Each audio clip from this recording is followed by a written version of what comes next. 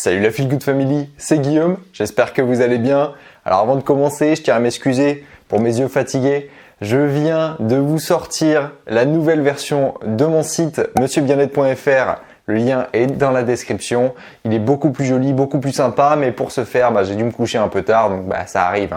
Voilà. Donc je suis un peu éclaté, désolé. Ceci étant dit, on va pouvoir passer au sujet de la vidéo, à savoir la tension artérielle, et je vais vous expliquer comment vous allez pouvoir la faire baisser sans médicaments. Générique.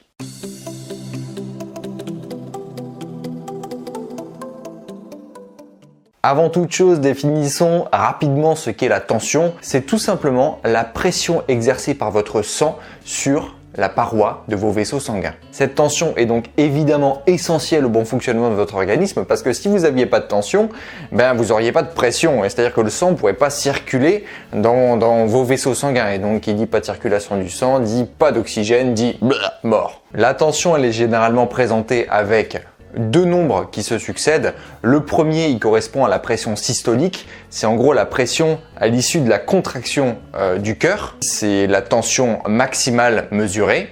Et la deuxième, elle correspond à la pression diastolique. C'est lorsque le cœur se relâche. Et là, c'est la tension minimale qu'on va obtenir. Donc vous allez avoir une première valeur maximale et une deuxième valeur minimale. Voilà, ça c'est quand on mesure la tension.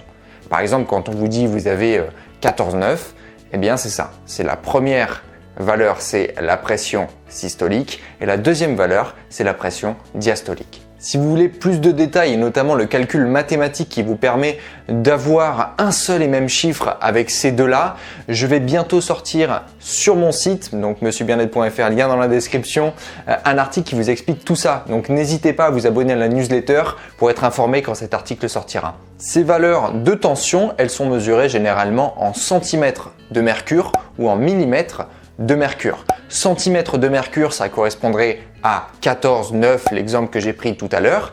Et millimètres de mercure, vous multipliez, donc ça va être 140,90. Voilà, ça c'est une valeur en millimètres de mercure. Tiens Guillaume, tu pourrais pas nous expliquer qu'est-ce que c'est une tension basse, une tension normale et une tension haute? Parce que moi je sais pas comment me situer. Bien sûr que je vais vous expliquer ça. Une tension artérielle est notée généralement comme basse quand elle est inférieure à 9,6 ou 90,60. On parle là généralement d'hypotension. Ensuite, une valeur de tension dite normale, elle est à peu près entre 10,7 et 14,9. Et on parle souvent d'une valeur optimale de tension à 12,8. Et évidemment, on va être dans une tension qui sera haute à partir de 14,9. Et là, il est intéressant de la faire baisser. Et donc, dans le cas d'une valeur supérieure à 14,9 ou 140,90, bien là, on est plutôt dans un cas d'hypertension artérielle. Voici donc comment faire baisser votre tension sans médicaments. Première astuce, faites une sieste. Ouais, ça paraît débile, mais il y a une étude grecque qui a montré que si vous faites une sieste de 49 minutes en moyenne, c'était dans l'étude, eh bien vous avez une chance de réduire votre tension de 5 mm de mercure en moyenne. Donc voilà une première technique qui est plutôt agréable. D'ailleurs, notez aussi que si vous n'arrivez pas à dormir ou que vous n'avez pas envie de faire une sieste en milieu de journée, eh bien vous pouvez aussi pratiquer la méditation. Il a été montré que la méditation aidait à lutter contre l'hypertension artérielle. Donc n'hésitez pas, un petit peu de méditation. D'ailleurs, je vous ai fait une méditation guidée, je vous rappelle, je vous mets le lien juste là. Vous allez voir, c'est très relaxant. Moi je dis ça comme ça. Ensuite, deuxième astuce pour faire baisser votre tension naturellement, ça va être de pratiquer une activité physique régulière, une activité physique d'intensité faible à modérée, comme la marche par exemple. Et oui, d'après la Fédération française de cardiologie, la pratique régulière d'une activité physique de faible intensité ou d'intensité modérée sur une longue durée serait très intéressante pour faire baisser votre tension naturellement. Ensuite, troisième point, maintenant on va passer au point alimentation parce que l'alimentation a un impact considérable sur votre tension. Donc le premier point alimentation, ça va être de réduire vos apports en sel et d'augmenter vos apports en potassium. En fait, on dit souvent, si vous voulez réduire votre tension, attention au sel. Oui, mais c'est pas tout ce qu'il faut faire. C'est-à-dire que le vrai secret, c'est d'équilibrer vos électrolytes, à savoir d'équilibrer votre apport en sodium et votre apport en potassium. Voilà, le sodium et le potassium, ils fonctionnent de pair. Ils sont là pour gérer l'équilibre de vos cellules et donc c'est très important de les équilibrer. Pourquoi on dit réduisez vos apports en sel? C'est parce que dans notre alimentation moderne, on apporte trop de sel, tout simplement. Donc le sel, comment vous le réduisez? Vous ressalez pas quand vous êtes au restaurant, vous évitez de manger des plats industriels transformés qui en contiennent plein.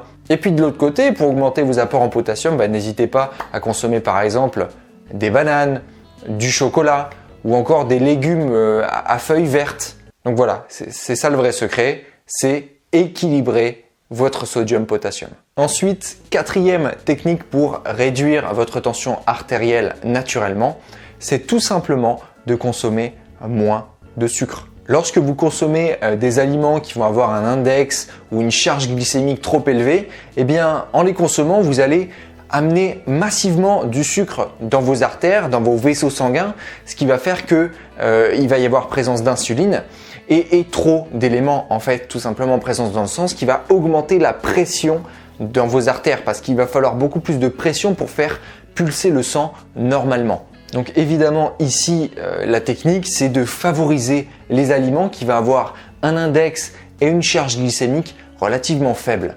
Je vous mets aussi dans la description, j'avais fait un article sur mon blog dans lequel je vous donnais en fait une liste d'aliments avec leurs index et leur charge glycémique. Donc ça c'est très intéressant à savoir si vous voulez manger sans avoir tout le temps des pics d'insuline et d'avoir comme ça des montées de sucre. Évidemment, astuce facile pour limiter les sucres raffinés, c'est tout simplement de manger le moins industriel possible.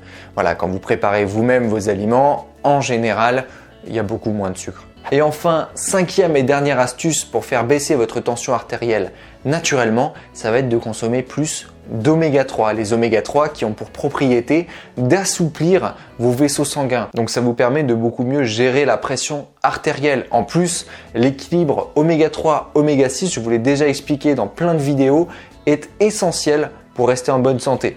Donc, consommez des oméga 3. Dans quoi vous les trouvez? Vous les trouvez évidemment dans les poissons gras. Vous avez le hareng, la sardine, le maquereau, vous avez le saumon. Vous avez aussi notamment les huiles de poisson comme les huiles de foie de morue, les œufs de poule nourris aux graines de lin. Vous avez aussi l'huile de lin, l'huile de colza, les graines de lin, les graines de chia. Voilà, il y a vraiment pas mal d'aliments qui en contiennent. À noter tout de même que les sources d'oméga 3 animales sont beaucoup plus intéressantes parce qu'elles contiennent deux types d'oméga 3 qui sont essentiels, à savoir le PA et le DHA. Voilà, c'est une petite spécificité à savoir. Donc si rien ne vous l'empêche dans votre régime, eh bien, je vous invite vraiment à inclure des produits animaux. Guillaume, et le stress dans tout ça, t'en as pas parlé, parce que le stress, c'est lié à l'hypertension artérielle. C'est très juste et je voulais en parler en dernier. Pourquoi? Parce que c'est un petit peu spécifique. C'est-à-dire que le stress n'est pas lié directement à la pathologie qu'est l'hypertension artérielle, qui est due à une fragilité, mais c'est un facteur de risque qui va aggraver la chance de développer de l'hypertension artérielle. C'est-à-dire que lorsque vous êtes stressé, effectivement votre tension elle augmente, mais c'est passager. Sauf que si vous êtes dans un stress chronique, un stress qui dure, un stress qui revient régulièrement, et bien là forcément votre risque de déclencher de l'hypertension artérielle permanente augmente. Mais le stress n'est pas l'origine de cette hypertension artérielle. Il est un facteur de risque qui, combiné à des facteurs environnementaux, génétiques, psychologiques, peut amener à un état pathologique d'hypertension artérielle.